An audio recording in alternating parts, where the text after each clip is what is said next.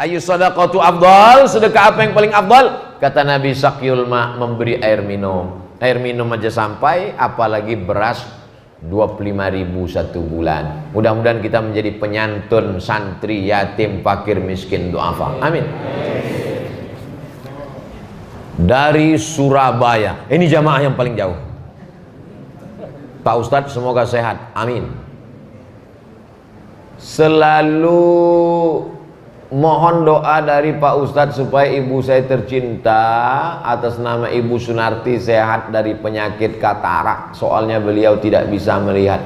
Almarhumah emak saya kena penyakit katarak. Saya bawa ke rumah sakit Ibnu Sina, dikupas.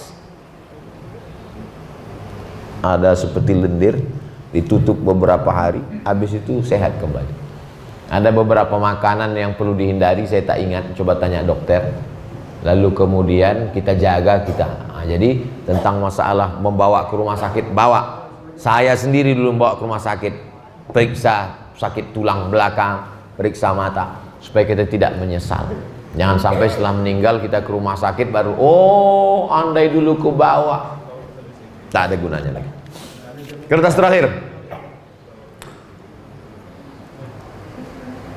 Apakah sama ain dengan hasad? Jika berbeda, bisakah dijelaskan secara singkat bahaya ain? Ain artinya mata. Kenapa disebut mata? Karena penyakit itu berawal datangnya dari mata. Tapi bukan yang dari mata turun ke hati, bukan. Ini yang dari mata jadi penyakit. Karena mata melihat, muncul hasad, lalu datang hasud, datang setan mendampingi, kurang berlindung kepada Allah, datang penyakit ain. Makanya doanya, u'izuka bikalimatillahi tammati min kulli syaitanin wa hammatin wa min kulli ainin lamma. Dari penyakit ain. Itu makanya kalau anak kita dipuji, segera ke Allah supaya setannya lari. Oh, anaknya cantik ya, alhamdulillah. Anaknya hafal Qur'annya, masya Allah. Supaya setan kabur. Karena kalau disebut nama Allah dengan tulus ikhlas, maka ain tidak terwujud. Jangan, anaknya cantik ya, siapa dulu mamanya? Anaknya hafal Qur'annya, bapaknya.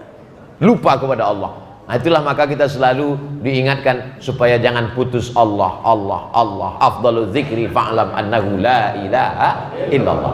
Jadi kalau hasad itu adalah sifatnya. Kalau ain adalah penyakit yang ditimbulkan dari hasad itu.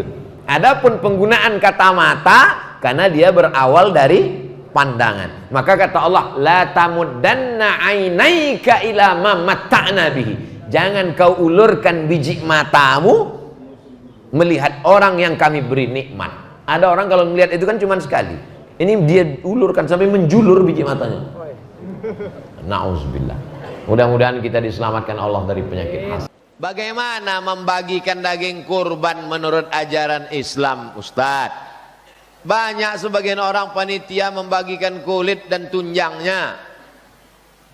Daging kurban iko dibagi 3. Sepertiga untuk kerabat di rumah, anak bini. Sepertiga untuk jiran tetangga. Sepertiga untuk fakir miskin. Jadi aslinya dulu tidak ada panitia kurban. Potong kambing, ambil sepertiga untuk awak di rumah, sepertiga untuk tetangga, sepertiga untuk fakir miskin. Dulu begitu. Kini awak tidak sanggup mengojokannya, maka awak serahkan ke masjid.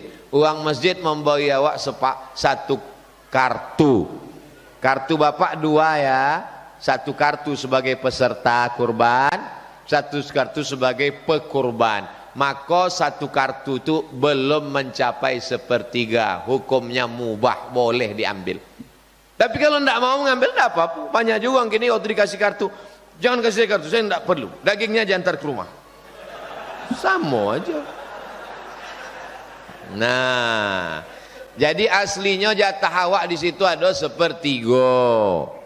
Jadi kalau ambo diberi uang, iko buya untuk buya 2 kartu. Pertama kartu sebagai pekurban, isinya 2 kilo, nang kedua sebagai peserta kurban, sah ambo makan. Lalu kemudian bagaimana dengan orang yang membagi-bagikan kulit? Kulit kok kalau dipotong ketek-ketek dimasukkan ke plastik dibagi, insya Allah 2 hari sesudah itu kampung awak bau bangkai. Dek tidak ada orang yang pandai mengolahnya. Maka kulit iko dipanggillah orang yang pandai mengelola kulit. Jerak serahkan ke jange.com. Assalamualaikum Jange. Ya. Bisa dikelola kulit kami kok ada 50 lembar. 10 lembar bisa Pak. Selembarnya berapa? 1 juta. Selembarnya berapa? 1.000. 10 lembar 1 juta. Jual. Nan 1 juta kok dibagikan ke fakir miskin. Itu lebih elok. Kenapa? Karena di dalam kurban itu ada 3 jatah. Jatah awak, jatah tetangga, jatah fakir miskin. Nah, untuk iko elok awak, untuk bersih, supaya awak tidak terkonai syubhat dan lain-lain. Tidak habis-habis kote kok.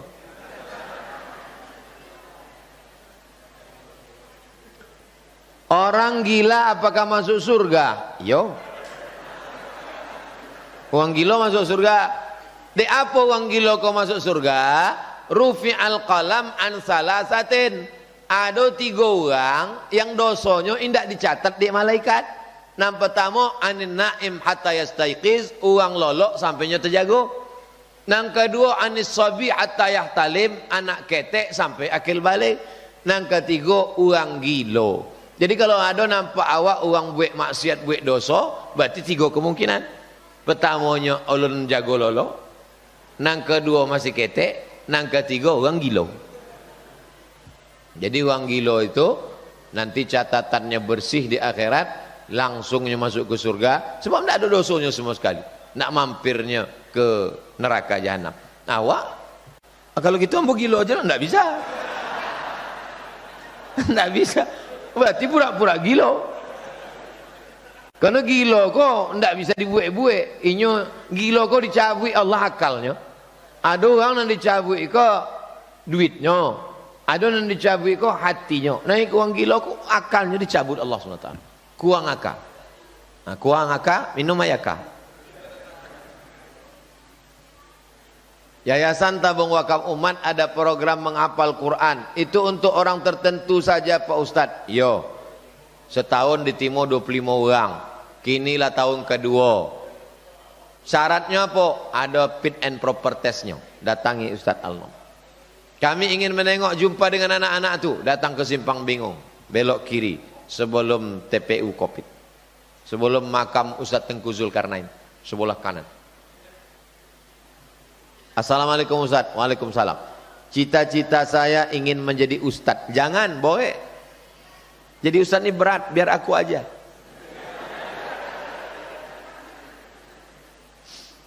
Jadi tidak masuk pondok Ustadz, tapi disekolahkan madrasah atau masih bisa jadi ustadz dengan melihat video-video YouTube ustadz.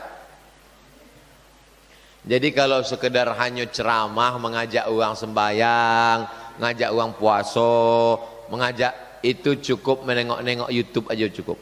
Tapi kalau sampai pada tahap tanya jawab, nyo mesti bisa membaca kitab. Ambo tidak pernah berfatwa, ambo sadar ambo bukan ahli fatwa. Jadi tadi ditanya-tanya banyak, kebetulan ambo baca dalam kitab-kitab ulama waktu belajar dulu. Jadi coba bedakan antara, nanti ada artis tobatnya ceramah di TV. Lalu orang komplain, apa ini? Artis kok tidak pandai baca kitab? Dia kan bawa tobat kemarin. Kok ceramah kini? Penceramah kok bagi 2. Ada yang da'i kok ngajak orang aja. Ayo sholat, ayo hijrah, jangan pacaran. Itu tidak perlu baca kitab. Tapi kalau hanya menjelaskan masalah tafsir, masalah fikih, masalah akidah, itu mesti baca kitab. Kitab itu apa? Bahasa Arab, kitab kuning, dari mulai Matan al-Jurmiyah, Kawakibud Duriyah, Imriti, naik Alfiyah Ibnu Malik, lalu kemudian Syarah Ibnu Aqil, akidahnya dari kitab nang ketek, dari mulai Aqidatul Awwam, Jala'ul Afham, Al-Husnul Hamidiyah. Jangan lupa like, comment, and subscribe.